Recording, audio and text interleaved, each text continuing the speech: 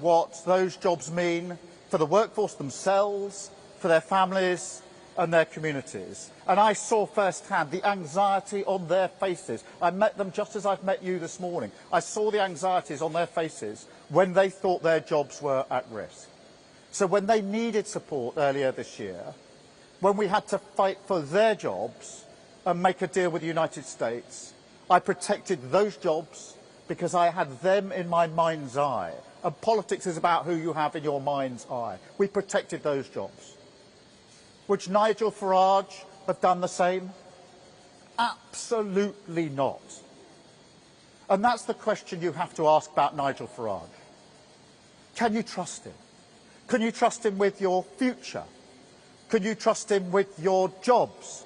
Can you trust him with your mortgages, your pensions, your bills? And he gave the answer on Tuesday, a resounding no. He set out economic plans that contained billions upon billions of completely unfunded spending. Precisely the sort of irresponsible splurge that sent your mortgage costs, your bills and the cost of living through the roof. It's Liz Truss all over again. Now, in opposition, we said that she would crash the economy and leave you to pick up the bill. And we were right. And we were elected to fix that mess. Now, in government, we're once again fighting the same fantasy, this time from Farage. The same bet, in the same casino, that you can spend tens of billions of pounds on tax cuts without a proper way of paying for it, using your family finances, your mortgages, your bills as the gambling chip on his mad experiment. And I can see that in keeping with my point, apparently he's in Las Vegas today at a casino. And it's not a surprise, because he said that the Liz Truss budget, in his view, was the best since 1986. That shows his judgment. It shows what he'd do. And the result would be exactly the same. Now, I'm not prepared to let that happen. Labour's plan for change has stabilised the economy. Growth in our economy is at the fastest rate in the G7 this year. 4 cuts in interest rates. That means mortgages coming down.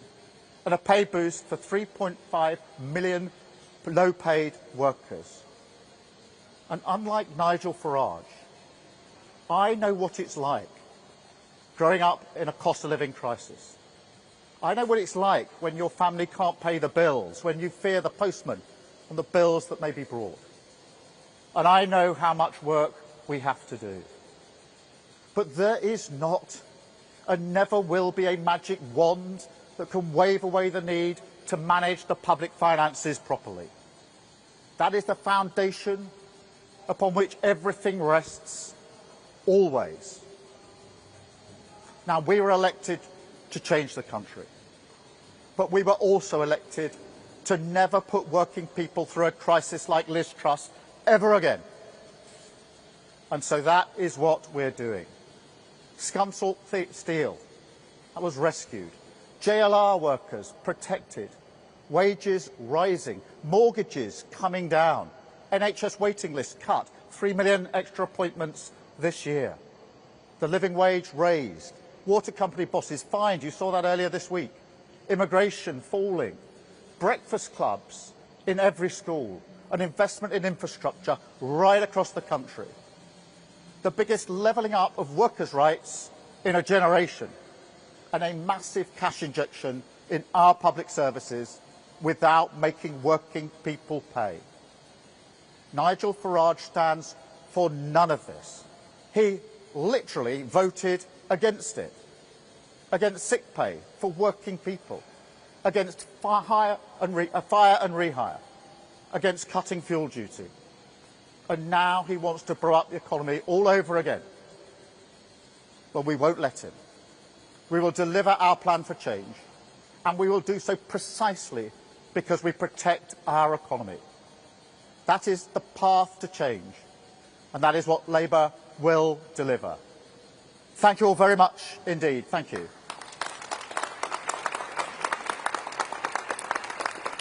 And now I'm going to take some questions from the media. I've got a list here. Harry from the BBC first, please. Thank you, Prime Minister. Harry. Thank you, Prime Minister. Harry Farley from BBC News. The speed of the decline in your popularity is historically unprecedented. Isn't this speech today an admission that you have failed and Nigel Farage understands voters better than you? And if I may, you've signalled a U-turn on winter fuel payments. Do you now want to remove the two-child benefit cap? It's really important for me to remind everybody of the absolute mess that we inherited in the economy, with £22 billion missing from the economy, in the health service, which was on its knees, our public services shot through. Our job was to pick that up and turn it around, and that involved tough decisions. But we did that because we knew that the foundation of economic stability is the single most important thing. I vowed that people would never be put through the Liz Truss experiment ever again. And the reason I'm speaking out today in relation to Nigel Farage is precisely because that's what the policies he outlined this week risk for our country. And we're here to make sure that working people are never put through that ever again. In relation to winter fuel, we do want to ensure that more pensions are eligible for winter fuel, and that's what we're working on. Let me just go back to my list. I've got Amanda from Sky. Amanda. Hello, Amanda Acast, Sky News. Reform UK say you're running scared of them, that you're sounding increasingly like them with some of the policies and announcements you've made recently. This is a speech that was very defensive, wasn't it? And also, if I may, one of their policies is now lifting the two-child benefit cap. The Education Secretary was on Sky News this week saying it's something you're considering. Is it something that you personally would like to do? Would you do it? And if so, why not do it now rather than waiting to the end of the year and lift 470,000 children out of poverty? Let me be really clear about the difference between this Labour government and Reform. Because we know for a fact what happens when politicians say they're going to spend billions of pounds and it's unfunded. We tried that experiment with Liz Truss. That is precisely what she did. And it wasn't Liz Truss that paid the price. It was the millions of working people who paid the price for that experiment. That experiment through their prices going up, the cost of living went through the roof, mortgages went through the roof, and the whole country went through a crisis. And the whole world looked to see what on earth was happening to the United States. So we don't need, this is not theory. And what Nigel Farage is doing is Liz Truss 2.0. Same promises of billions and billions of pounds in unfunded cuts, with exactly the same results. And I feel very strongly it's my responsibility to protect working people from being put through that ever again.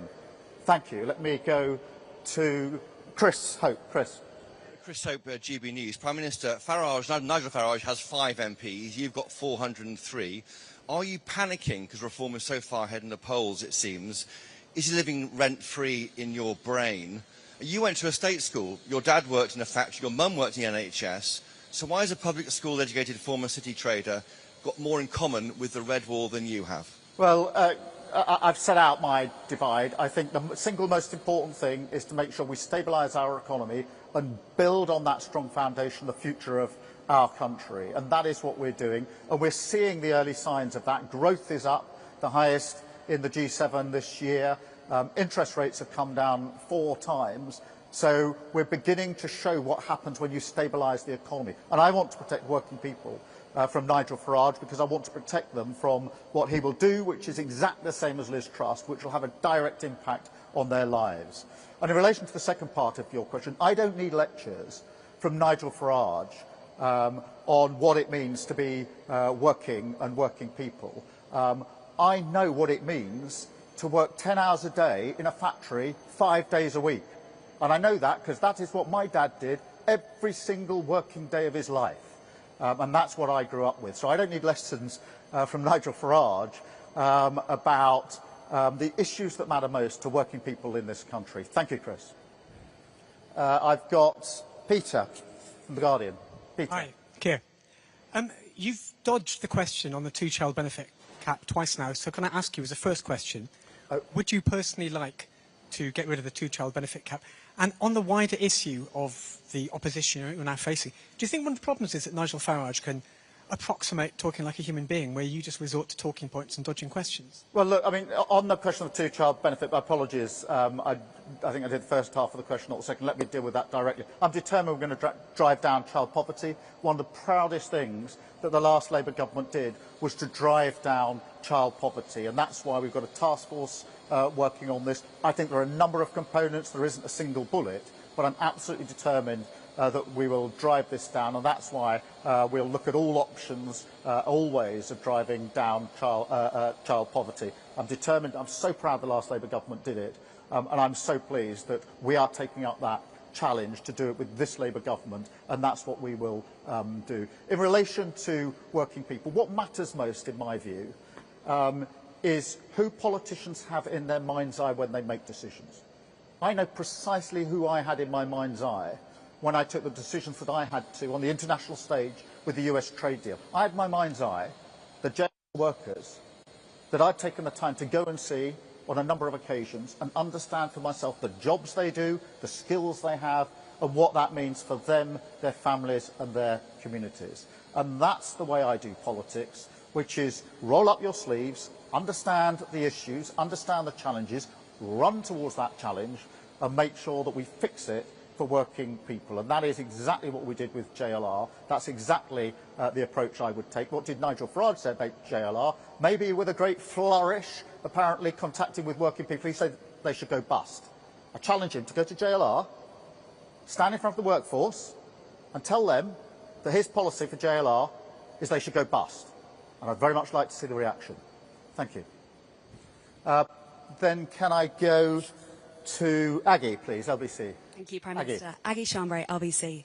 Do you have a reaction to a Reform UK advert which claims Anna Sarwar wanted to prioritise the Pakistani community, and Nigel Farage's defence of it, that it was Sarwar that introduced sectarianism into Scottish politics? Sarwar has called the comments poisonous, the SNP has called the ads racist. Do you agree with that? Are they racist? And also, if I may, are you not worried people will ask why you're holding a press conference about Nigel Farage 4 years out from a general election instead of focusing on your plans for the country? Well, there's a lot of questions bound up in that, but let me get to the central point, because what we've seen with Reform in Scotland in relation to this particular video is manipulation, and it is, as ever with Reform and Nigel Farage, trying to divide people with a toxic divide and to poison our politics.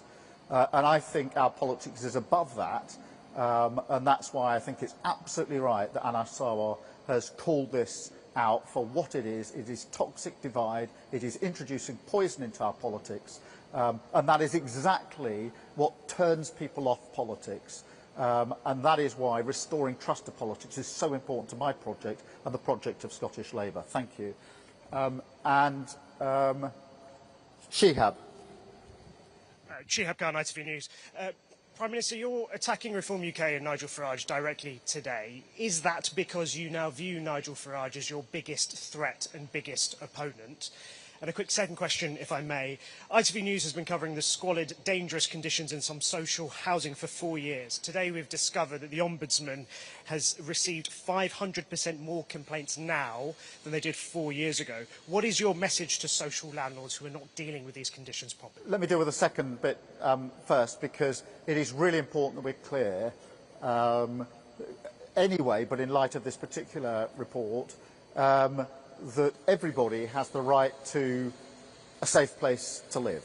And that is absolutely central to our work on housing and the work the Deputy Prime Minister is doing. It's why, for example, she's introducing a new law to ensure that standards are the right standards for people to live in. And so that's at the heart of everything that we do. In relation to the wider politics here, look, I do think that the Conservative Party has run out of road. Their project is faltering, they're in decline, they're sliding into the abyss. And it's very important, therefore, that we say that and identify that. But equally, politics is about choices. And the choice at the moment is between the choice of a Labour government that thinks that stable finances are at the heart of building better lives for working people, or Nigel Farage and Reform, who only this week said they would spend billions upon billions upon billions, tens of billions of pounds in an unfunded way, which is the exact repeat of what Liz Truss did. And it wasn't Nigel Farage that lost. He's all right. It's working people across the country that lost out, and I'm not prepared to allow that ever to happen in this country again. Thank you. And then Noah, I think, is the last question. Thank you, Prime Minister. You went into the election promising to freeze national insurance and keep the two-child benefit cap. You've since raised national insurance on businesses, and now you're considering axing the cap. Isn't attacking Nigel Farage's economic credibility a bit rich? Well, I think if we look at the evidence of just the last few weeks, what have we seen? We've seen growth at 0.7%. That's higher than I think most people predicted, including most of the media. I'm not complaining about that or criticising, but it's the highest growth in the G7.